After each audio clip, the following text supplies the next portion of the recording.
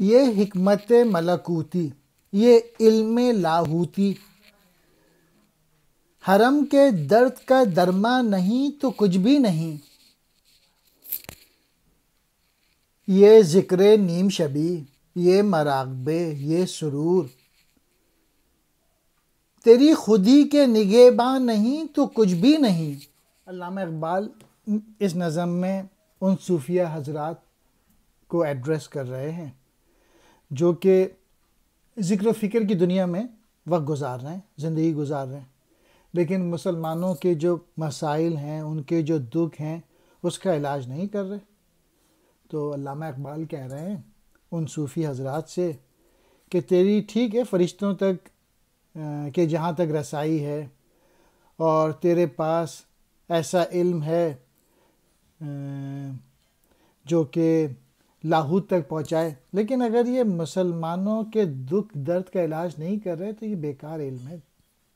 دوسرے شعر میں بھی وہی کہہ رہے ہیں، یہ سب بیکار چیزیں علامہ اقبال کہہ رہے ہیں کہ اگر تیری خود ہی کے نگہباں نہیں ہیں، کہ تو اگر اپنی صلاحیتوں کو ڈیولپ نہیں کر رہا، اپنے پوٹینشل کو نہیں بڑھا رہا، اگر ایگزیکیوشن میں نہیں لگا، اگر عمل میں نہیں لگا، بے شک تو آدھی رات کو اٹھ کر اللہ کا ذکر کرے اور مراقبے میں رہے، اور تیرے لیے یہ بہت مستی اور کیفیت کی حالت ہوگی، لیکن میرے لیے یہ سب بیکار ہے، کیونکہ تو مسلمانوں کے درد کا علاج نہیں کر رہا، ان کی پرابلم سالو نہیں کر رہا۔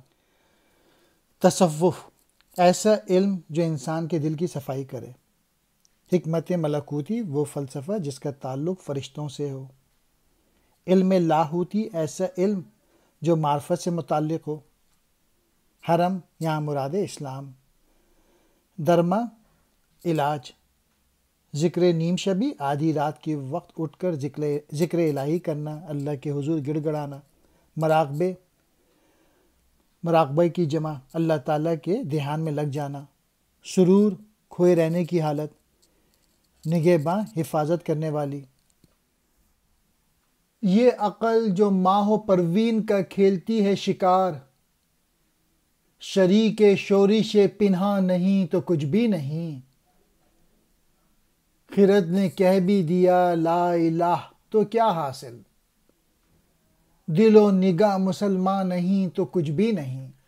اس شعر میں علامہ اقبال عشق کی اہمیت پہ زور دے رہے ہیں، اور عقل اور عشق کو دوبارہ کمپیئر کیا ہے، کہنے کہ ٹھیک ہے مان لیا عقل بڑی زبردست چیز ہے، اور یہ چاند اور ستارے کا جو جھرمٹ ہے اس کا شکار کھیل رہی ہے، یعنی جو موزانہ طور پہ آسمان تک چیزوں کی تسخیر کر رہی ہے، لیکن اگر انسان کے اندر چھپے ہوئے جو ہنگامے ہیں، اس کی عشق کی کیفیت میں اگر عقل شریک نہیں ہے تو یہ عقل بیکار ہے، یعنی عشق کے بغیر عقل فائدے کے بجائے نقصان دیتی ہے۔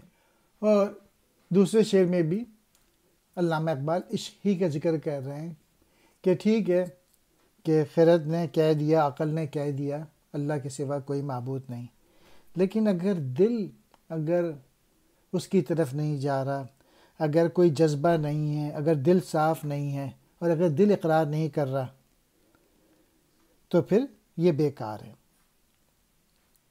مین میسج یہ ہے کہ جب تک دل اقرار نہ کرے لا الہ الا اللہ کا، مسلمان کی نگاہ میں فرق نہیں پڑے گا، جب دل کہے گا تب فرق پڑتا ہے۔ آج کا مسلمان تو صرف زبانی طور پہ کلمہ پڑھتا ہے، لیکن اس کا دل اور اس کی نگاہ جو ہے نا وہ کلمے کے مطابق نہیں۔ ماہ و پروین، چاند اور ستارے، شریک شورش پنہاں، باطنی جذبوں میں شامل۔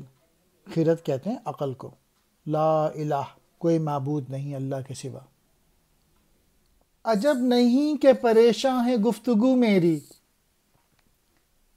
فروغ صبح پریشان نہیں تو کچھ بھی نہیں۔ علامہ اقبال کہہ رہے ہیں کہ جو باتیں میں نے تصوف کے متعلق کی ہیں وہ ٹھیک ہے شاید پریشان کر دیں، اور میری اس سوچ کو لوگ سمجھیں کہ یہ انتشاری کیفیت سمجھیں، لیکن انہیں معلوم ہونا چاہیے صبح کی روشنی پھیلتی ہے اور اس سے تاریکی چھٹ جاتی ہے۔ اس طرح میری جو گفتگو ہے وہ صبح کی روشنی کے پھیلاؤ کی مانند ہے، یعنی اگر صبح میں روشنی نہ ہو تو وہ کسی کو فائدہ نہیں پہنچا سکتی۔ تو اقبال کہہ رہے ہیں اگر میری یہ پوئٹری تم لوگوں کو جھنجھوڑ نہیں رہی تو کوئی فائدہ نہیں پہنچا سکے گی۔